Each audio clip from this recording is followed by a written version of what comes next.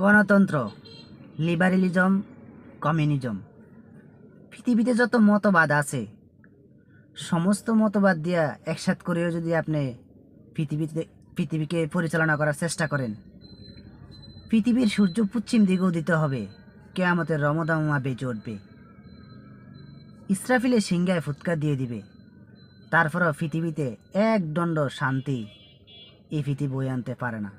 কারণ আল্লাহ বলছে আলা আলাহুল খলকু আলাম, এই জমিন যার, আইন চলবে তার।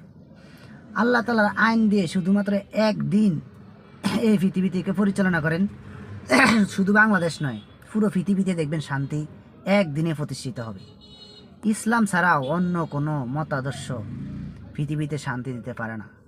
আপনি কোরআন শরীফটা শুধু মসজিদের চার দেওয়াল থেকে বের করে নিয়ে এসে রান্নাঘর থেকে সুপ্রিম কোর্টের আপিল বিভাগ পর্যন্ত চালায়া দেন, সংসদে কোরআন শরীফটা চালায়া দেন, একদিনে শান্তি প্রতিষ্ঠা হয়ে যাবে।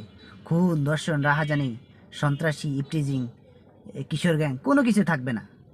আল্লাহ বলছে ওমান হাকামাতিহি আদালা, কোরআন দিয়ে যে বিচার করে সে হলো সত্য বিচারক এবং সে হলো সত্য বিচার করে। সুতরাং আমরা তো সবাই সত্য বিচার চাই। ধরেন আপনার একটা ক্ষতি হলো, আপনি কি চান? আপনি সত্য বিচার চান, এটাই তো। আল্লাহ বলছে যে কোরআন দিয়ে যে বিচার করে সে হলো সত্য বিচার করে। তো আপনারা কি সত্য বিচার চান না? আমরাও চাই, আমিও মনে প্রাণে চাই যে কোরআন দিয়ে বিচার হোক। এই যে মিটফুডের মতো এরকম ঘটনাগুলোকে কোরআন দিয়ে বিচার করা উচিত, তাহলে আর কোনোদিনও এসব ঘটনা ঘটবে না। এই কোরআন আল্লাহ তাআলা শুধু কোরআন দিয়ে ফু দিলে জিন তাড়াতে হবে, কোরআন দিয়ে ফু দিয়ে নায়কের গাছে ইঁদুর তাড়াতে হবে, এই জন্য আল্লাহ তাআলা কোরআন শরীফ দেন নাই। আল্লাহ তাআলা কোরআন দিছে, আপনি কোরআন দিয়ে ফু দিয়ে যেমন জিন তাড়াবেন, ওই একই কোরআন দিয়ে সমাজের যত দুষ্কৃতিকারী এদেরকেও তাড়াবেন, যত অপরাধ আছে সব কিছু বন্ধ করবেন। এই কোরআনের ভিতরে নাই এমন কিছু বাদ রাখেন আল্লাহ তাআলা, সব কিছু দিয়ে দিয়েছেন পৃথিবী পরিচালনার জন্য। আল্লাহ তাআলা এই কোরআনের ভিতরে সব কিছু দিয়ে দিয়েছেন। আমি হয়তো গোছায় বলতে পারবো না।